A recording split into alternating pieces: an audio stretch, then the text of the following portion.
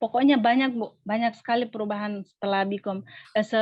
Waktu suplementasi itu, Heeh, dia dia kan dia cuma sufor, dia sufor. Pas sekenalkan dengan suplemen itu, dia saya perlahan-lahan melepaskan supornya, akhirnya dia mau makan. Pokoknya makan nasi dulu biar sedikit yang bentuk bubur saja, dia tidak mau makan, Bu, sekarang nasi pokoknya dikunyah semua, kerupuk-kerupuk. Dulu dia ndak mau sama sekali mau makan, pas suplemen dia mau makan, terus, tidurnya juga bagus, Bu. oh, iya Iya, iya. tambah Bicom, apa namanya, kontak matanya itu bagus sekali. Saya Mmm, alhamdulillah sekali, Bu. iya, oke. Mungkin, nanti Ibu juga sudah sharing, Ibu ini saking antusiasnya tidak bisa, mengatakan lebih detail. Mungkin dari sisi perilaku, Bu, udah sekarang, si Mahira udah sekolah nggak, Bu? Untuk sekarang saya belum berani, Bu, masukkan ini, ke sekolahnya kembali. Sempat waktu Covid kan saya minta cuti, lebih fokus ke terapi.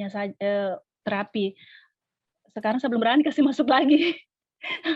Kalau Sebenarnya Mahira kalau ini, apa, lewat depan sekolahnya itu nangis, Bu, mau masuk sekolah, mau pergi sekolah mau pergi sekolah. oh, kasih. Kadang saya kasihan juga, tapi ibunya masih takut.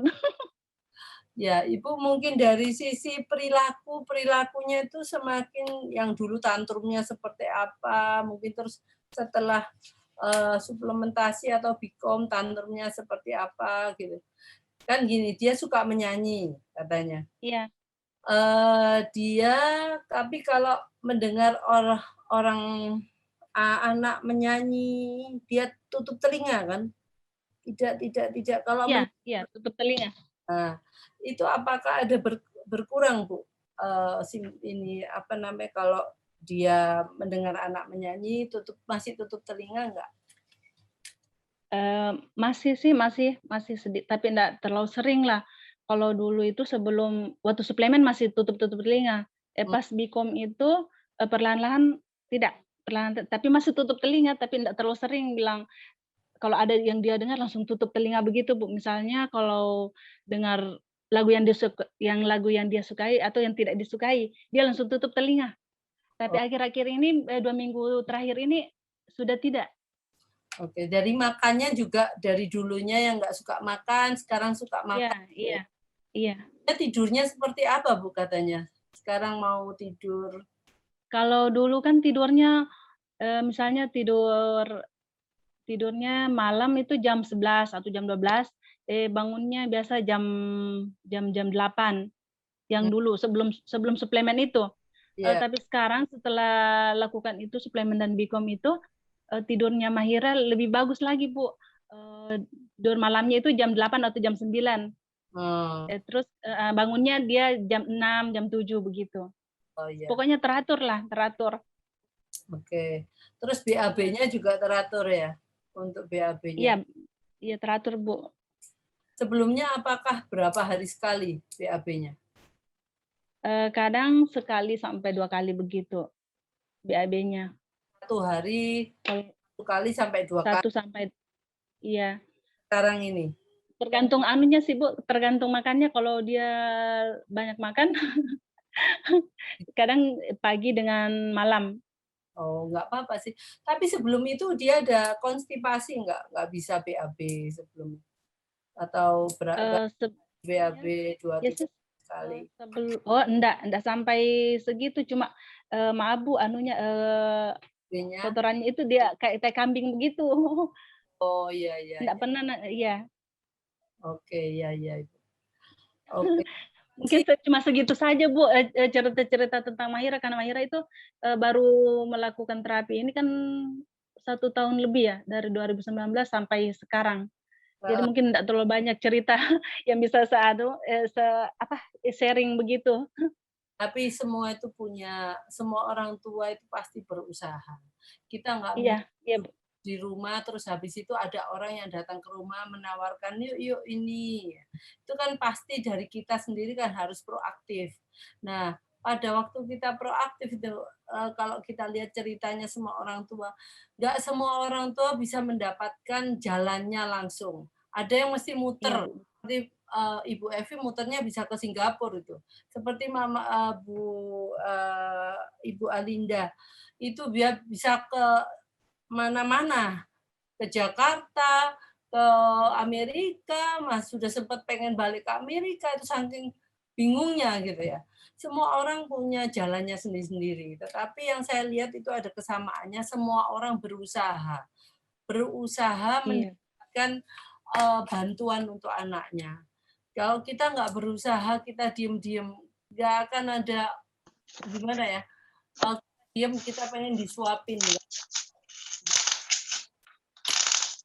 Udah ini kan minggu ketiga ya sharing. Semua orang tua Iya, Bu. apa ya, pendekatan yang sama bahwa kita tidak bisa diam, kita cari informasi, cuman ada yang jalannya agak panjang, ada jalannya yang udah langsung ketemu. Ya itu ya semua punya jalan masing-masing ya. Sekarang kita berikan kesempatan untuk Bu Evi, Mama Devon untuk sharing bagaimana setelah 3 kali biomedis, setelah itu baru ketemu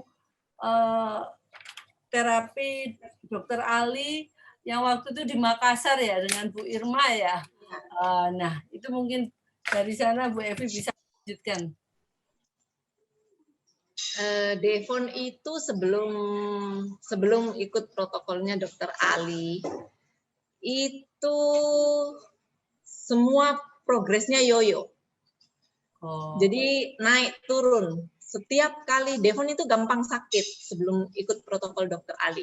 Setiap kali dia kena flu atau batuk, turun lagi.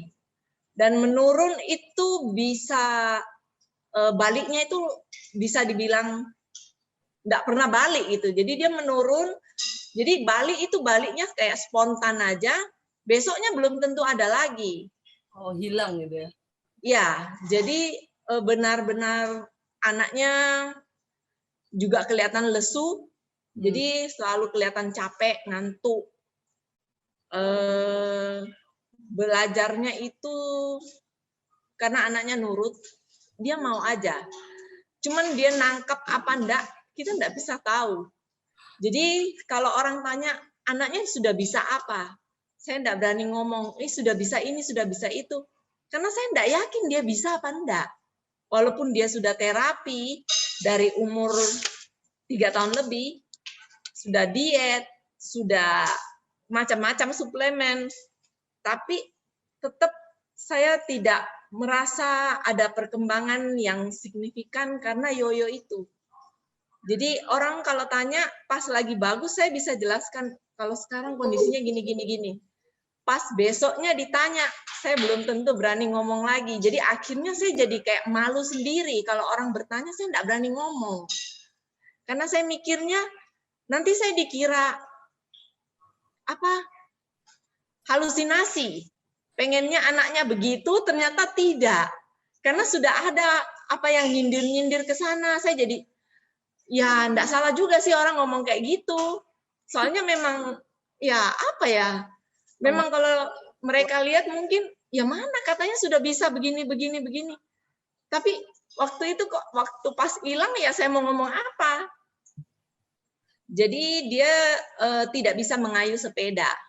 Ajari buat mengayuh sepeda itu enggak bisa, enggak ada kekuatan sama sekali. Dia mundur jalan. Ngayuh ke belakang, bukan ngayuh ke depan. Karena lebih ringan kan. Jalan jinjit, steamingnya komplit, telinganya peka sekali. Bicaranya waktu itu sudah ada sebenarnya, cuman artikulasinya tidak jelas dan volumenya kecil sekali. Pemahamannya kalau Devon untuk pemahaman perintah sederhana sebenarnya sudah bagus ya. Kalau kita jelaskan sesuatu pun, ya nangkap enggak nangkap, aku anggap dia ngerti karena dia dia bisa, maksudnya bisa tenang, bisa nurut gitu. Jadi kalau dia nangis, misalnya dia nangis atau marah karena sesuatu atau rewel atau mengeluh, Devon itu paling cuman kayak merengek gitu. Gitu-gitu. Nanti kalau kita ngomong-ngomong, Devon kenapa? Ini ya, itu ya. Terus ngomong ini ya, itu pas buat dia diam. Jadi kita tahu, oh ini penyebab dia marah itu ini gitu loh. Cuman untuk dia verbal sendiri itu masih kurang sekali. Jadi dia bisa menyebutkan angka, tapi tidak mampu menunjuk ini angka berapa, ini angka berapa, ini angka berapa, dia tidak mampu. Dia tantrum sempat suka pukul-pukul kepalanya, tapi tidak keras, tapi ada mengarah ke sana. Takut sekali sama suara blender, mirip-mirip Niko. Takut sama suara yang keras, makan tidak mengunyah, tidak pernah mau bersosialisasi. Dia main-main sendiri, walaupun ada sepupunya dia main sendiri. Bicaranya bisa dibilang, waktu itu saya tidak berani ngomong ada ya, waktu itu lebih mending ngomong tidak ada, karena tidak bisa dibuktikan. Ya. Setelah dia ikut protokolnya Dokter Ali, yang paling kelihatan perubahannya itu sakit. Itu sudah sangat jarang. Jadi terakhir saya ngecek ke terapis, terakhir Devon patogen kapan ya? Ternyata itu 2 bulan, hampir 3 bulan yang lalu. Dibandingkan dulu yang setiap minggu, hampir setiap minggu. Jadi Bikom paket yang pertama itu banyakkan habis buat patogen. Terus yang paling signifikan itu telinganya yang peka itu sudah lebih ini. Sekarang kalaupun dia dengar dan dia merasa terganggu, dia tidak ketakutan. Dia malah memilih untuk menjauh atau dia menutup telinganya. Jadi sudah ada inisiatif dari dia untuk menghindar. Kalau untuk makan masih dalam proses belajar. Dia belum mengunyah. Verbalnya juga progresnya bagus. Dia sekarang sudah bisa teriak panggil saya mami.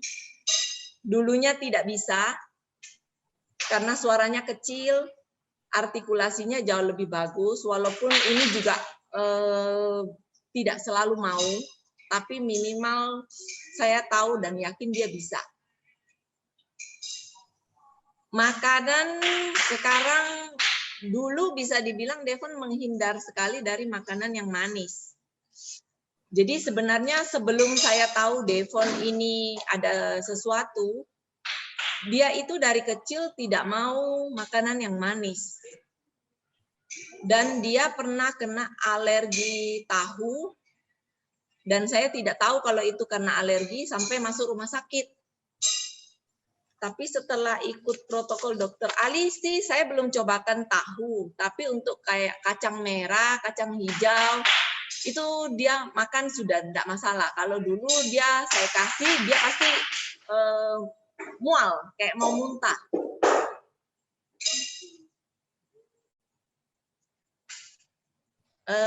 Kalau untuk alerginya saat ini sih Devon sudah tidak diet ya. Sebelumnya dia juga diet. Saat ini sudah tidak, tapi masih menghindar untuk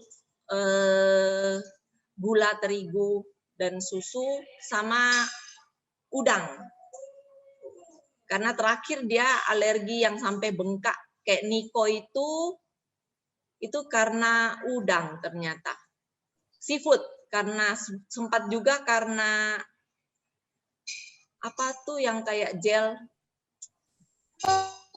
ripang ya. Ripang. Iya, yang seafood. Seafood. Oh. Ya, ripang laut. Iya. Nah, itu sempat juga dia alergi bengkak. Itu sampai sesak nafas. lumayan panik saya, tapi untung ada Bikom. Jadi saya langsung hubungi terapis, minta diterapikan, dan langsung mereda. Itu terapinya jarak jauh atau langsung? Jarak jauh, karena waktu itu pandemi ya. Oke, iya. Jarak jauh. Jadi tiap Devon ada apa-apa, seperti mama siapa ya yang lalu sharing. Setiap ada apa-apa, pasti yang dicari terapis. Pasti yang dicari, tolong cek dulu Devon begini. Kalau perubahan yang signifikan buat Devon sih, steamingnya itu dulu juga keras sekali, tepuk tangan itu bisa telinga kita sakit. Itu sudah sempat hilang, walaupun sekarang muncul lagi kadang-kadang, tapi karena patogen sempat barusan, terus disbiosis, alergi, jadi sempat muncul lagi, tapi tidak sekeras dulu. Kalau dulu juga Devon kalau tidur, Devon tidak pernah gangguan tidur sebenarnya, cuman dia kalau tidur itu tidak pernah tenang. Jadi seperti kita merasa dia tidak tidur karena dia bergerak terus. Pada saat di Bikom, sudah kenal Bikom, dia tidurnya tenang.